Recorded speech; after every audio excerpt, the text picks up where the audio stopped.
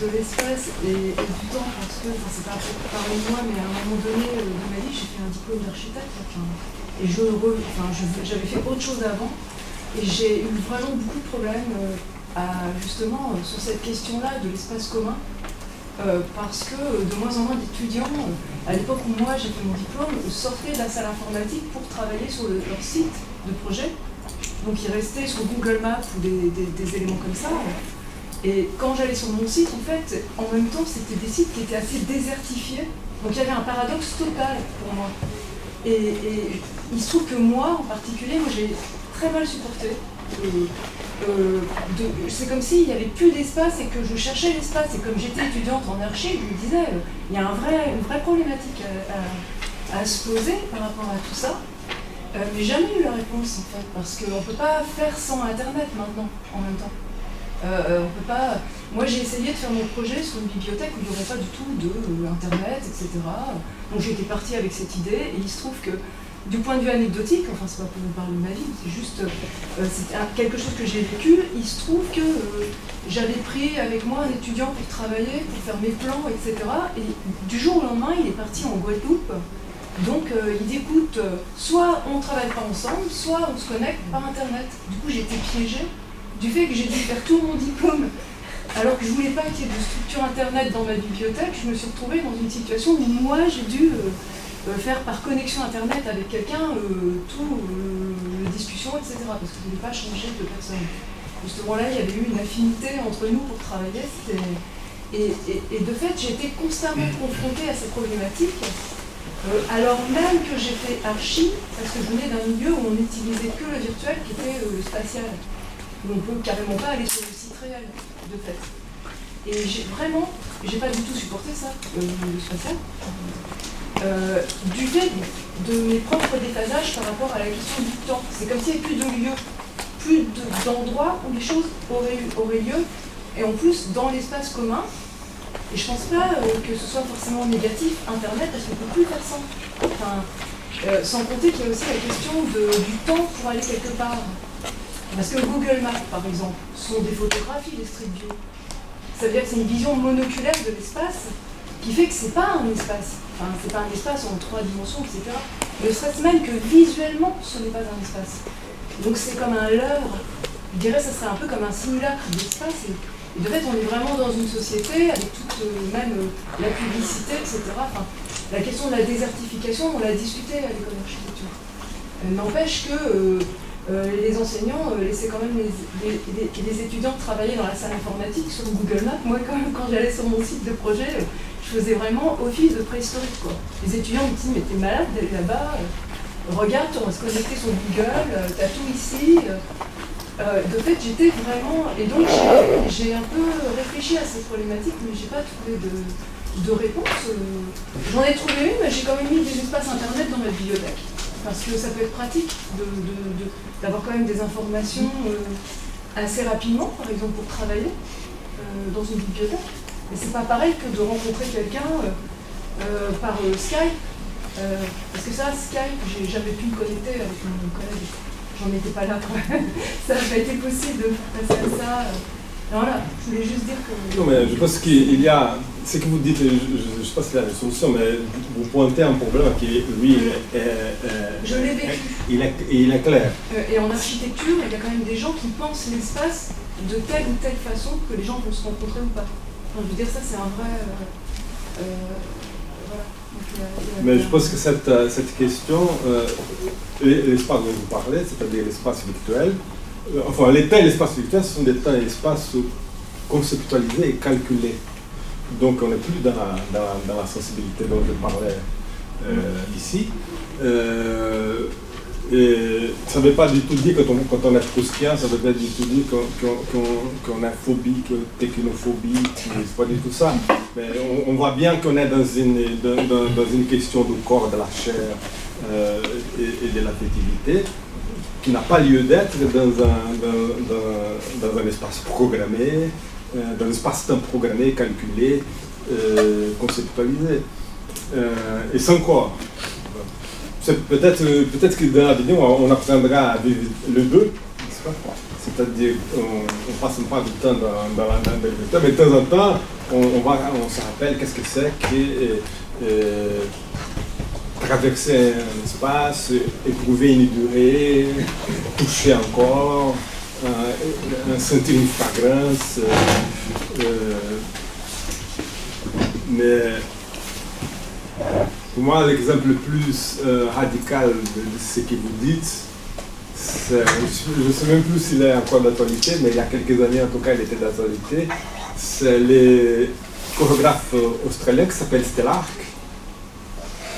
Je vais le nom peut-être. Bon, Stellark, bon.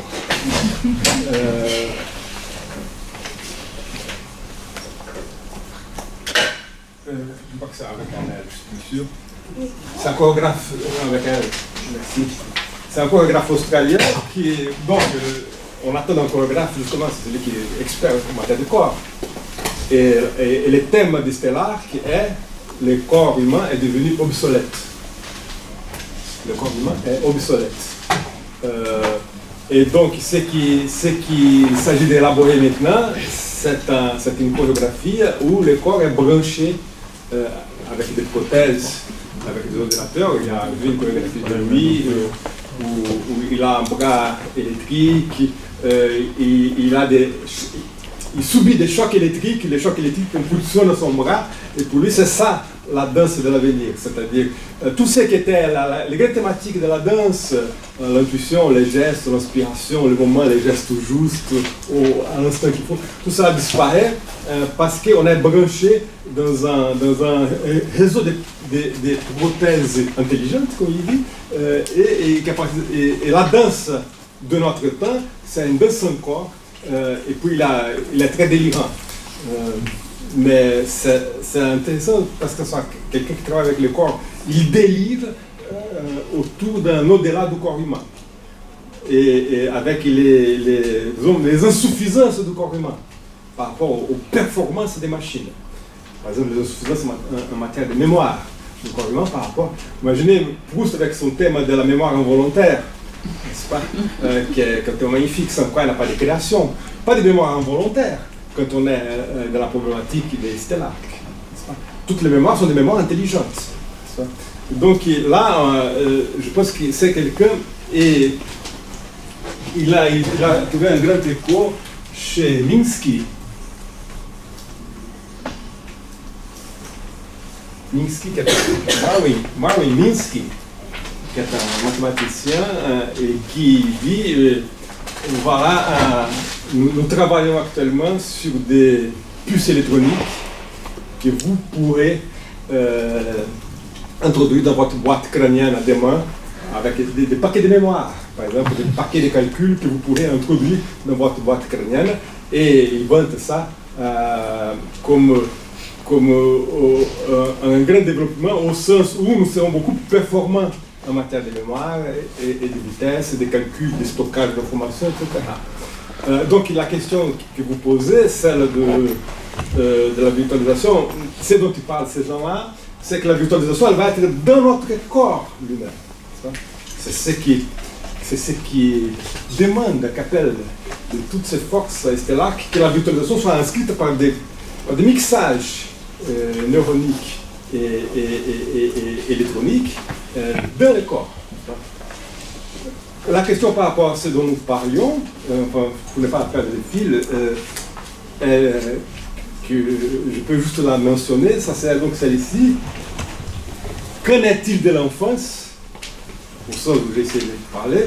Qu'en est-il de l'enfance en soi, de cette dimension de possibilités d'enfance en soi, à partir du moment où je suis bardé de prothèses, y compris des prothèses internes. Qu'en est-il de la mémoire involontaire proustienne lorsque j'ai un paquet de mémoire dans ma boîte crânienne? Je crois que ça, à mon avis, ça c'est les enfants eux-mêmes, d'ailleurs, se reliant à des appareils deviennent également incités vers ce genre de prothèses. Oui, bien sûr, que ce soit téléphonique ou et avec une déformation, d'ailleurs, tu parlais de l'attention à l'instant et au présent, mais quel instant et le présent au moment où on n'est plus en communication avec, d'ailleurs que je parle des enfants, et parce que ça touche lorsqu'il s'agit des enfants peut-être plus, mais pour les humains, pour les adultes également, puisque un adulte qui marche dans la rue, tout le monde le sait bien, ça en devient une caricature, et en permanence ailleurs. Bon. Entre être ailleurs, c'est-à-dire n'être pas lié, asservi à la tâche immédiate, mais être un peu comme Rousseau dans les rêveries du promeneur solitaire, être ailleurs dans sa rêverie, c'est un indice de liberté. Être ailleurs dans la communication permanente avec quelqu'un qui n'est pas là, ou avec une machine informatique qui vous donne les renseignements que vous demandez et que vous acquérez en vous promenant, parce que vous communiquez avec un dictionnaire ou avec un article ou quelque chose, c'est quelque chose de tout à fait différent. C'est ça que je voulais dire, où il y a une analyse. Ça a été fait, je n'insiste pas puisqu'on en parle beaucoup, mais je trouve que quand même c'est une question qui est très importante à l'heure actuelle dans ce que tu appelles cette désensibilisation, qui est c'est peut-être pas une désensibilisation, puisqu'on ne veut pas dire que la sensibilité soit absente lorsqu'il y a quelqu'un ou un enfant qui joue à un jeu électronique d'une façon permanente, soir et matin et nuit également, d'après ce que l'on entend par les enquêtes qui sont faites. Moi, je ne sais pas, je parle par ouï dire, mais peut-être autour de vous, vous êtes plus à même de donner des exemples concrets à ces choses-là. C'est intéressant, je crois. C'est une étude empirique, mais qui est intéressante si l'on fait une analyse de ce qu'est la vie concrète à l'heure actuelle. Parce que qu'est-ce que c'est qu'aller vers le concret, comme disait Val, aller vers le concret. Mais quel est ce concret? Ce concret, c'est le machinique, c'est absolument certain. Le machinique, ou le machinal même. Le mot de machine a des sens divers, mais là c'est quelque chose de très particulier dans le sens de la machine. Il y a un texte de Jean-Claude Milner, il a un texte sur l'illimitation de la société de l'échange marchand. Et il dit, dans cette société qu'elle a aujourd'hui, les Rousseau avec les VI est impossible.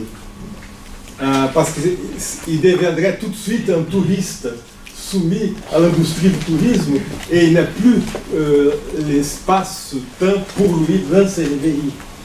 Et je trouve intéressant de remplacer les touristes industrialisés, que nous sommes tous par ailleurs, les remplacer par les Rousseau qui a les moments subir des montagnes, qui a des moments de sentiments de soi, de sentiments d'existence. Oui, c'est ça.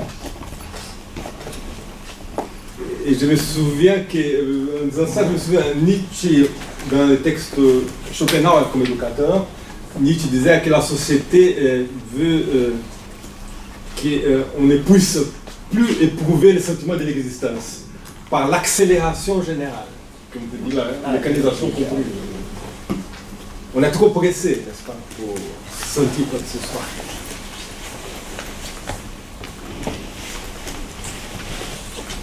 Et curieusement, d'ailleurs, il était mentionné par Rousseau au début de ces promenades, des promenades. Je cite parce que j'en parle, je suis obligé de me citer, parce qu'une maison d'édition qui s'appelle Hétérotopia, reprenant le nom de un mot qui a été, je crois, inventé par Foucault, l'hétérotopie, c'est-à-dire qui comparent un peu à l'utopie, c'est-à-dire des espaces qui sont doués de propriétés sensibles différentes et qui nous transportent justement dans des lieux qui sont plus agréables, plus significatifs que d'autres. Dans cette hétérotopie, ce sont comment pourrait-on appeler cela, des réserves, des niches, puisque le mot de niche a été employé à propos de l'écologie. Or, l'hétérotopie est en relation avec une écologie générale, mais telle que l'entendait Guattari ou Foucault, mais non pas exactement l'écologie telle qu'on la trouve dans le langage courant. C'est une écologie un peu dans le sens de Batson dans son livre qui date déjà une cinquantaine d'années, qui s'appelle Vers une écologie d'esprit. Donc c'est une écologie de l'esprit en quelque sorte. Je pensais aux rêveries du promeneur solitaire de Rousseau, parce qu'une maison d'édition qui s'appelle Hétérotopie vient dans l'ensemble de ces éditions de vouloir le rééditer. Ils m'ont demandé la préface, j'ai fait une petite préface dessus, où je parle un petit peu de cela. C'est un petit livre, je ne l'ai pas apporté malheureusement. C'est un livre qui n'est pas bien gros, qui est comme un livre de poche. Donc, mais ma préface est encore plus petite. Mais je traite un petit peu de cela. Et alors, j'en venais à cette idée que dans le texte de Rousseau, ses rêveries commencent par un accident qui lui arrive, un accident bizarre d'ailleurs qu'il suscite lui-même en voulant sauter par-dessus un chien invraisemblable, en descendant la colline de Ménilmontant, qui fait penser un petit peu à un accident du même ordre, mais moins extravagant, qui était arrivé à Montaigne et dont il parle dans les essais, et qui est l'analyse d'un sentiment d'existence. Et pour en revenir à cela, sentiment d'existence, qui est fait par Montaigne et par Rousseau. Je ne pense pas que Rousseau, il connaissait Montaigne, il l'avait lu, mais je ne pense pas qu'il ait voulu l'imiter, parce que sa description, son analyse est un petit peu différente.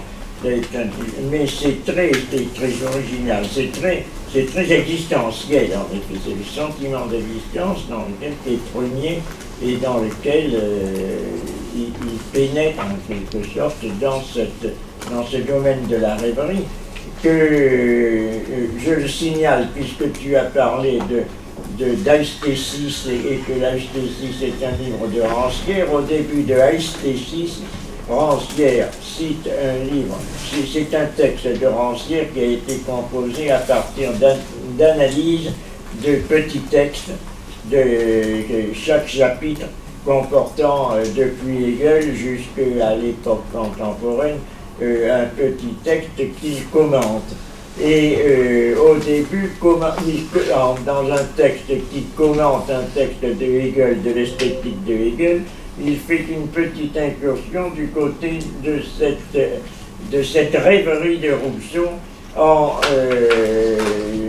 idée. Je n'avais pas lu ce livre à ce moment-là, donc je l'ai pas mentionné dans ce que j'ai écrit comme préface.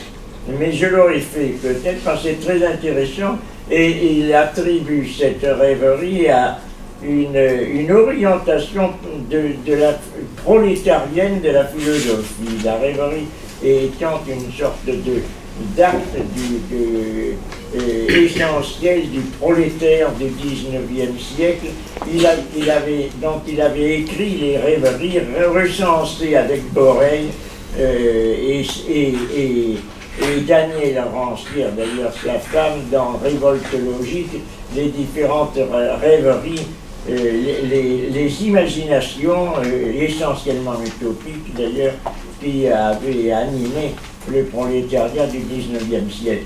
Mais à l'heure actuelle, les communications et le mode du mécanisme communicationnel, si l'on peut utiliser cette expression affreuse, fait qu'en fait, il n'y a plus, au fond, de ces créations utopiques. Il y a des divagations d'imagination, c'est possible, qui se traduisent dans le cinéma, dans la bande dessinée, dans les créations de type fantastique ou apocalyptique, mais ces utopies telles qu'elles se manifestaient au XIXe siècle, dont le type fondamental, originel et fourrier, n'existent plus.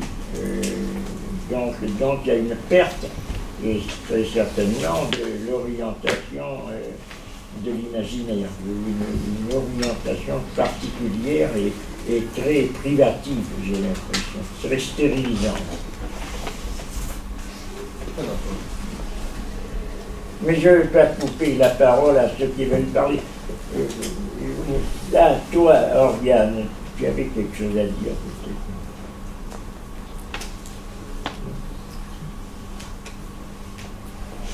Toi. Moi Bernd. Ah, moi non. Bernd. Oui, j'avais dit, pardon. Oui, non, mais vas-y, tu veux certainement. Ça dépend parce que c'est plutôt au niveau du regard du peintre regardant un film où tout serait décousu ou décomposé. Parce qu'effectivement, si Antonioni montre un petit peu cette association à soi-même, aux autres, à la société, à l'espace de vide, c'est quand même très contemplatif. C'est-à-dire qu'il y a un ressourcement dans le regard en général qui fait qu'il y aurait un même combat perceptif et jouissif dans le regard porté sur la belle statue que aussi la Galma, parce que la Galma c'est une statue ou un coffret d'artisans sculpteurs. Et dedans il y a les instruments, et donc c'est pas tellement un trésor au sens. Enfin, c'est un cadeau présent, enfin Galma c'est des aussi sculptures. Donc ça donne à voir, et donc c'est pas tellement des rencontres avec les autres, avec les hommes.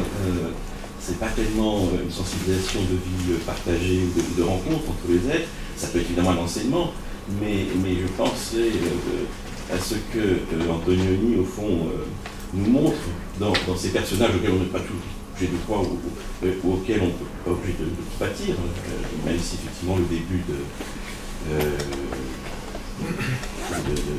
l'Aventura, c'est des unions, enfin une fausse union avec un architecte, d'ailleurs ça m'a frappé, puisqu'on a des architectures baroques qui sont quand même présentes. On a une jalousie, nous savons, l'architecte qui travaille, qui a disparu, qui est quand même la fille d'un patron architecte. Donc l'art est quand même là, mais un art vu par un cinéaste. Là, ça serait plutôt une opposition entre les arts. Il faut les voir, il tient quand même un petit peu. Proust également, parce que ces personnages d'artistes ne sont pas toujours les mêmes. Et s'il y a une suspension du sens, comme tu disais, une suspension indépendamment du livre, en fait, tout ce qui fait sens, pour le peintre, c'est pas un problème, c'est le début du plaisir. On suspend la littérature, on suspend la vie, et c'est là qu'on commence à jouer. Donc, du coup, c'est pas les mêmes espaces, là. Et l'espace, en plus, est visuel, donc ce ne sera pas l'espace d'une rencontre, peu importe que le comédien ne devient plus qu'une figure, une arabesque, et le personnage n'est plus que... Si c'est un art visuel, le cinéma, on peut le voir à ce niveau-là. Mais je crois quand même, le regard d'Antonioni, c'est quand même une grande plastique aussi, avec ses espaces et ses compositions, c'est quand même très, très élaboré, très composé, très construit. Et si effectivement il y a une disparition, à la fin des livres, comme tu l'as bien dit, si dans l'Aventura il y a à la fin en fait, une vie du personnage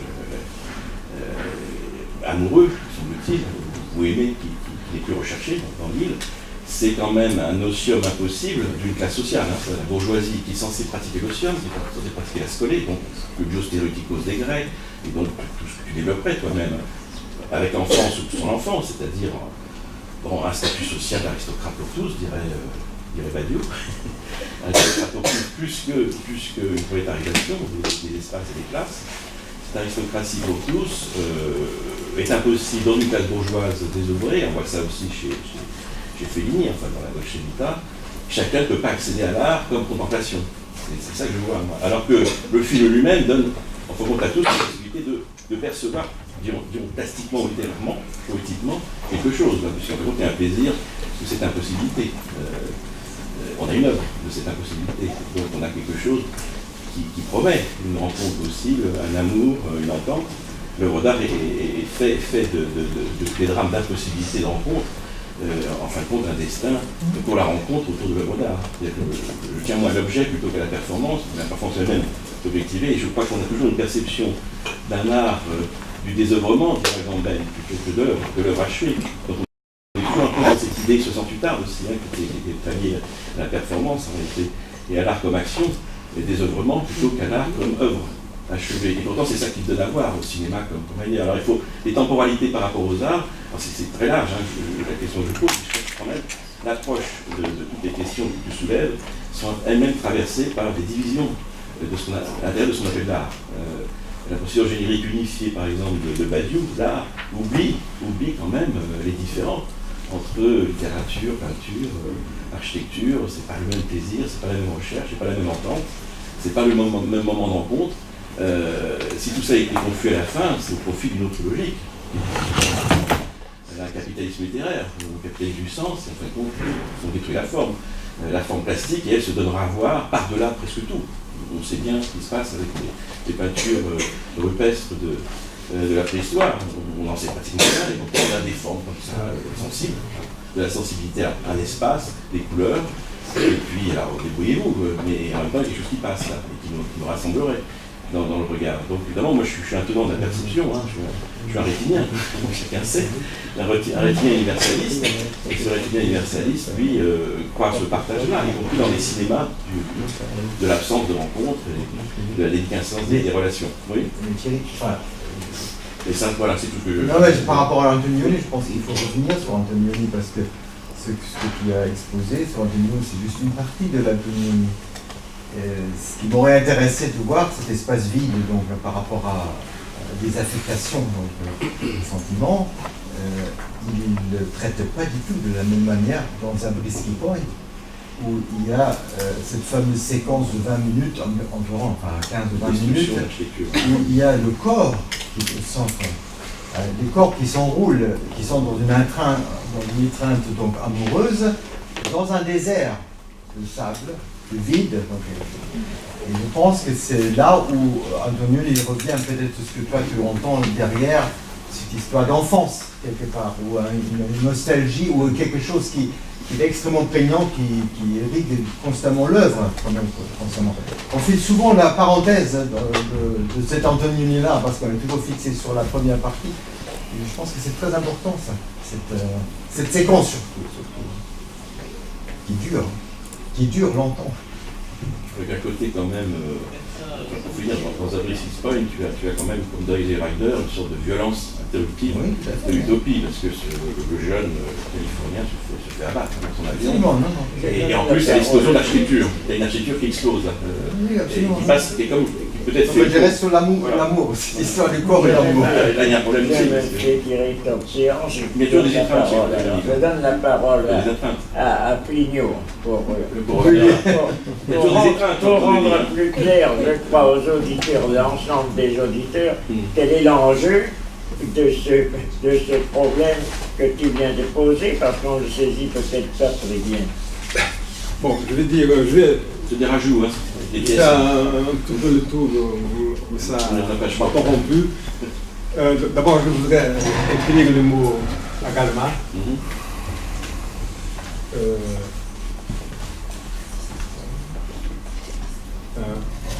Agalma les Grecs. Merci. Agalmata au pluriel. Agalmata. Donc ça, c'est des figurines, on dit des statuettes des dieux, qui représentent des divinités. Mais ce qui raconte Alcibiade dans les dialogues, dans les banquets, où Alcibiade dit, mais vous voyez Socrate, il a cette allure laide, etc. Mais il a comme ces figurines-là qui sont des boîtes, et quand vous ouvrez ces figurines-là, vous avez des statuettes qui représentent des divinités. Si vous ouvrez, il y a deux façons d'ouvrir Socrate, si je crois, Alcibiade. Une, c'est ouvrir son discours, Et l'autre, c'est ouvrir lui-même. Ça, je ne sais pas très bien ce que je veux dire. Mais il a essayé quand même, Alcibiade. Mais il a ouvert son discours et il a ouvert lui-même. Il dit, et ceux qui ont fait ça, vous voyez ce qu'il y a dedans. Et dedans, alors là, c'est là qu'il dit César Galmata, mais tous les traducteurs, il y a une longue discussion sur ce mot-là, qu'on traduit. Je suivrai la traduction comme ça, bruissante de Lacan. Lacan dit la racine de ces mots, c'est donne en français éclat. Il dit quelque chose de. Il y a un éclat, qui est un éclat du sens, de sagesse. Dans les textes, je vais noter de côté, mais dans les textes d'Alcibiade, je sais que c'est 222a, le passage, 222a, Alcibiade, il dit c'est la seule parole qui a du sens. Et ce sens est un sens divin. C'est la seule parole qui dit la divinité. Et ce sens divin, c'est tout ce qu'il faut pour quelqu'un s'il veut se réaliser dans la vie. C'est ça l'éclat agalmatique de Socrate.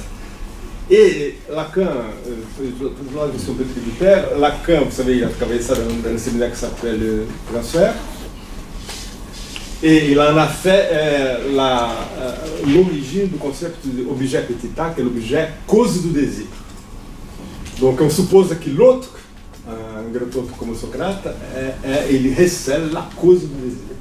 Et ça explique la question que Roland Barthes se posait, c'est comment se fait-il que Socrate c'est les modèles de l'objet désiré.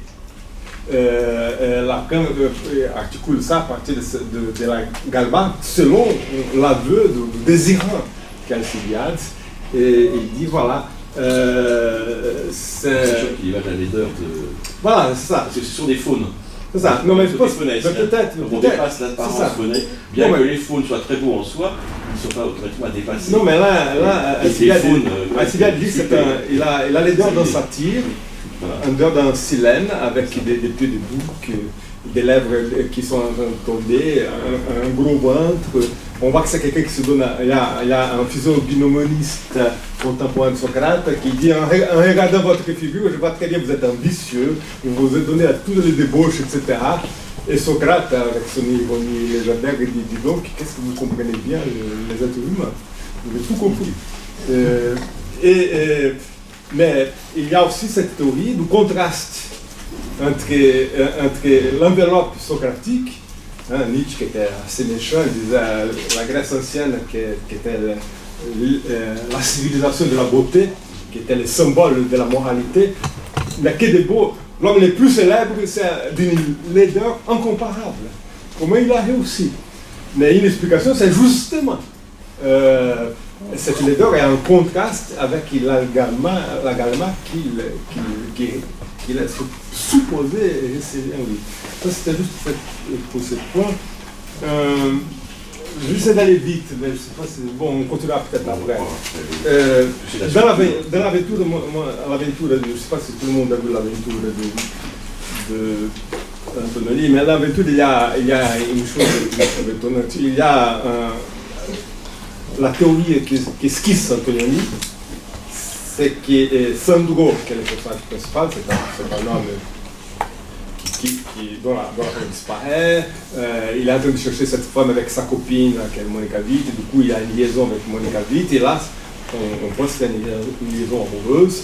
Et puis, il y a une petite prostituée du coin qu'il rencontre et il balance tout pour aller avec la prostituée. Et puis, ça finit avec un sanglot de cet homme-là. Et Monica Vitti, qui est la femme d'où une histoire d'amour semblait être en train de naître, elle a l'air, ça va dernière scène, elle a l'air de les pardonner au dernier moment. Mais cet homme-là, dit Antonelli, c'est un homme qui est un architecte frustré. Et il y a une scène assez dure, c'est-à-dire qu'il voit des jeunes architectes en train de faire de dessiner la façade de la cathédrale et pendant qu'ils s'absentent, ils renversent l'encre sur les dessins, et il renverse exprès. Et donc, une méchanceté pure. Et voilà, et donc Antonelli dit voilà, cet homme-là, qui est un qui est un insatisfait et un frustré, comme nous sommes tous victimes dans cette société de consommation. C'est un homme qui, bon, il y a des exceptions, bien sûr, mais il dit, voilà, il compense cela avec l'errance sexuelle. Donc même s'il est amoureux de cette femme, il va l'abandonner pour la prostituée. Et Anthony dit, c'est ça, c'est ce que j'appelle l'errance malade, un errance malade. Et on peut dire, moi je dirais bien avec les jargons athéniens, c'est quelqu'un qui cède sous son désir. C'est-à-dire qu'il est prêt à monnayer son désir. Son désir, c'est lui où il est en train de nouer la relation avec Monica Vitti. La première monnayage qui se présente, il y va. Donc, je pense que ça, c'est les thèmes. Le sens, c'est la vocation artistique devenue impossible, à laquelle il a déjà renoncé dès le début. C'est ça, c'est ça. Il était déjà dans une forme de contrat avec son supérieur, enfin le cabinet d'architecte. Il avait donc prévu un mariage avec la fille qui disparaît. Il n'y avait pas d'amour, il y avait intérêt. Et on retrouve cette figure d'artiste impossible, inachevé, ou transcendant, que ce soit chez Proust. C'est une histoire, en fin de compte, d'opposition entre les classes sociales et l'artiste. Et une élévation vers l'artiste, dépassant la bourgeoisie, dépassant l'aristocratie éventuellement. C'est des lectures, connues de Proust.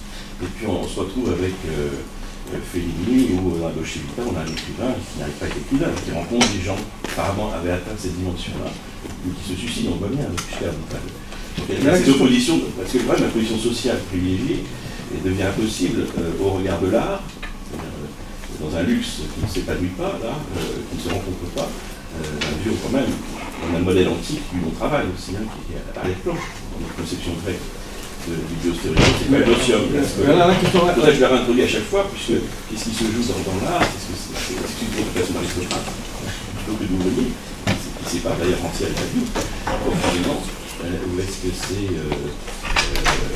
une déliquescence? Mais voilà, mais là, c'est qui pointe ce que tu dis, c'est-à-dire un déficit d'affect. La question que je voudrais poser, c'est pas tellement la question sociologique. Je pense qu'il y a une question, comment dire, je pense qu'il y a une détermination, voilà, allons-y. Il y a une détermination ontologique de la condition contemporaine. Parce que c'est ça la question qui m'intéresse, c'est-à-dire la détermination ontologique de la condition contemporaine. Vous savez, c'est un terme heideggerien, qu'il y a une détermination pour Heidegger. Le nihilisme est un des noms de la détermination ontologique de la condition contemporaine. Je pense qu'il y a dans la condition contemporaine quelque chose dont nous pouvons repérer les traces et qui concerne les conditions générales de la sensibilité. Je crois qu'on peut repérer, quel que soit le champ artistique, cinéma, je fais une petite liste en t'écoutant, cinéma, théâtre, musique, chorégraphie, littérature, quel que soit ces champs, disons, autour du XXe siècle, ben, ça commence peut-être avec les romantiques en Allemagne, avec Baudelaire aussi, sûrement avec Apollinaire et les Tourunins du 19e au XXe siècle, et puis ce qu'on appelle les avant-gardes du XXe siècle. On repère, quels que soient les champs, que la sensibilité a affaire à de l'inexprimable. Donc je pourrais faire, je prends juste pour moi comme un emblème la charogne de Baudelaire, qui est soi-disant un poème lyrique qui s'appelle La charogne. À partir de cela, on va avoir ce qu'on appelle un cinéma expérimental que Lyotard a baptisé de A-cinéma, avec un A privatif, qui est un A-cinéma, c'est-à-dire, vous ne pensez pas que je vais me tromper de genre, l'A-cinéma, c'est devenu, c'est un petit texte de Lyotard qui est devenu un manifeste du cinéma expérimental des années 70. La cinéma, ça veut dire un cinéma qui dérègle les bonnes conditions par exemple de la forme ou de la vitesse, soit par des accélérations, soit par des ralentis, et qui va travailler. Donc il y a Guy Fiman qui a beaucoup enseigné ici, qui a beaucoup développé l'art cinéma. Donc un cinéma c'est les A négatifs, mais dans toutes les arts, on va trouver, chez Beckett, il y a le thème du théâtre sans corps. Dans la musique, il y a la question de la musique inaudible, la question d'une peinture de l'invisible, il y a la question d'une chorégraphie sans narration, comme on verra par exemple dans le mouvement américain. Bref, dans tous les arts, le nouveau roman par exemple, n'est-ce pas? Dans tous les arts, c'est-à-dire un roman sans narrative, donc on a dans toute la sensibilité du XXe siècle quelque chose qui lui arrive. Et cette chose, c'est qu'on a affaire à des lignes exprimées. On trouvera plusieurs noms pour cela, imprésentable, irreprésentable. Je pense à l'opéra de Schoenberg qui s'appelle Moïse et Aaron, où Moïse est le porte-parole justement de l'irreprésentable. C'est-à-dire, Adorno résume tout cela, ce qui arrive à la sensibilité du XXe siècle. Adorno résume en disant, c'est comme si on avait retrouvé l'interdit de Moïse, tu ne feras pas d'image taillée de ce qui est au-dessus de la terre ou au-dessus des cieux. Tu ne représenteras, tu ne mettras pas l'absolu l'image. Adorno va jusqu'à dire, dans la dialectique négative, Adorno dit tout Samuel Beckett est une façon d'obéir à l'interdit de Moïse, tu ne représenteras pas l'irreprésentable. Donc je pense que ça dit quelque chose de notre époque. Cette mutation-là, je pense que c'est une mutation ontologique. Je pense que cette mutation ontologique veut dire qu'il n'y a plus, je prends par exemple des commentaires qu'on a fait sur Kant, de dire qu'il y a une des façons de le dire, qu'il n'y a plus de connivence entre nous et la nature, que la nature ne nous parle plus, que nous ne sommes plus dans un dialogue avec la nature, ni des destinataires de la nature, que les cieux, les constellations stellaires ne nous envoient plus de messages, que la nature est devenue un objet de la science, que les étoiles sont des cibles de la balistique. Et donc tout cela veut dire, du point de vue des facultés du sujet, pour parler une seconde comme Kant, veut dire que l'entendement, la capacité de connaissance a pris les dessus, et que l'imagination, donc les questions de l'utopie, que la sensibilité, que l'affectivité passe après. Donc il y a une hégémonie de l'entendement, et cette hégémonie de l'entendement, c'est notre société techno-scientifique industrielle, dans laquelle nous baignons avec tous les problèmes qu'on a évoqués ici par rapport à l'espace. Je crois que cette mutation, c'est une mutation majeure, ontologique, et c'est ce qui est dans les jargons de Heidegger, pas besoin d'être heideggérien pour comprendre que quand il dit qu'il y a une retraite du sens de l'être, c'est bien ça qu'il veut dire. Nous n'avons plus de rapport avec l'être. Et il dit, nous sommes abandonnés de l'être, ou l'être nous a abandonnés, mais nous sommes désabandonnés.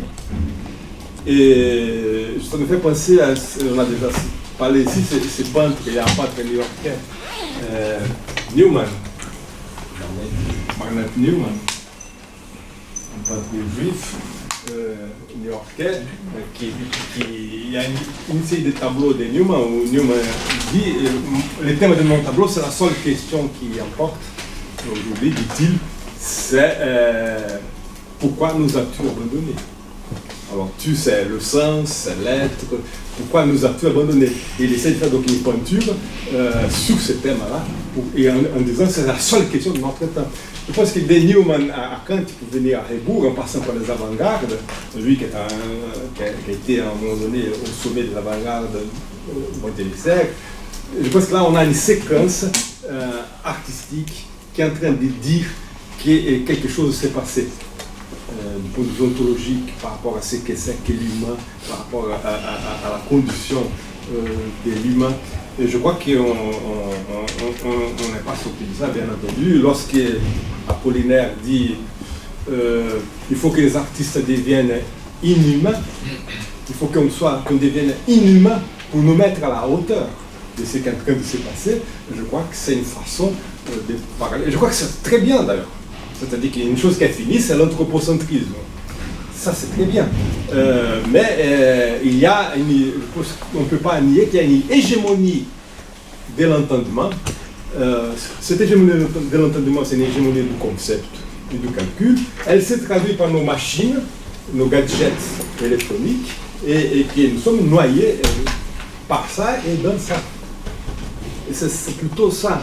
Je voudrais juste, je ne veux pas oublier la question qui est très, très importante d'Abrisk Point. J'ai évoqué Antonioni parce que c'est une façon de donner, je vais rendre un peu sensible ce que je voulais dire, mais d'accord avec Abrisk Point, c'est assez époustouflant comme film. Mais il y a aussi les presque Abrisk Point, surtout de 68 américains. Donc il y a cette révolte, ça commence avec la révolte, et puis l'escapade, et puis ça finit avec l'explosion de l'architecture des messieurs. Mais c'est vrai qu'on ne peut pas, cet espace-là, ce désert-là, et cette sorte de... Je suis assez enclin aussi avec cette idée de sorte de nostalgie, d'un autre type de rapport de corps sexuel, le groupe là. C'est très aussi,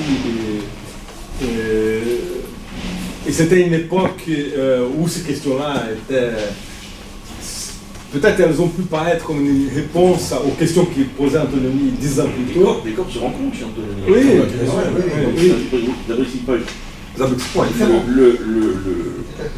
Le met en exergue de certaine manière, enfin, on fait une séquence encore plus formelle par certains côtés, mais en définitive, c'est déjà là où c'est fini. Et est-ce que c'est le moment le plus juste? C'est pas du point de vue de la réponse, c'est pas certain, mais les corps se rencontrent, c'est certain. Mais l'ensemble se donne à voir, ça se termine bien, malgré tout. Pour le spectateur, on voit un film, il faut quand même penser à ce regard-là. Même si on peut être touché par l'impasse complète d'un projet de vie différent, une chute dans le désert, enfin, donc une révolution en 68 tard, et 200 plus. Évidemment, on a l'arrêt brutal, presque prématuré par rapport à l'histoire, mais il semblerait qu'il fallait déjà intégrer la mort et l'arrêt brutal de celui qui a voulu sortir du sillon. Mais je trouve qu'il y a quand même un regard global de beauté formelle, en fait, de beauté visuelle, qui fait que l'ensemble est un petit peu, je trouve, transfiguré. N'est pas désespérant du tout. Donc il y a toujours cet espérance. Je suis assez troublé par un événement parce qu'on a visité la maison de Proust. Il est Combray. Attends, je n'ai pas compris. À Combray, donc. Puis on nous a fait la visite et puis il était question donc, de cette histoire de Madeleine. Et donc on nous a précisé que c'est absolument pas d'une Madeleine. Il s'agissait donc absolument pas d'une Madeleine, mais d'une biscotte. Donc, alors, ce qui m'intéresse, en fait, parce que là, vous avez dit là-dedans, d'un côté, la question de l'importance de la saveur et l'épiphanie. Donc, entre les deux, il y a quelque chose comme si la biscotte me restait un peu sur la langue dans cette affaire. Parce que, comment vous voyez ça, Non, mais dans les premiers manuscrits, il parle de biscotte. Oui. Et il ne parle pas de Madeleine. Et Madeleine va venir après. Mais comme il dit lui-même, ça n'a aucun rapport. Ça, c'est pas ça. Parce que Madeleine de biscotte. On revient sur la saveur m'intéresse. Voilà. Pas de la norme. Non, mais la saveur. La différence de pavé dans le. Ça c'est. Il y a un choc. Il y a le pavé et il y a aussi le clocher, il y a les fourchettes, il y a plusieurs événements. Mais je crois que la saveur c'est un événement majeur. Que ce soit à Madeleine, ça c'est l'occasion par laquelle une saveur vous met en contact avec un passé qui n'est pas passé. Mais je crois que c'est ça le point important. il y a toujours dans la, je l'amène ici, toujours dans le côté de Chossoin, il parle de, il y a deux piliers en chacun qui vont plus au fond des choses profondes, c'est la saveur et les odeurs.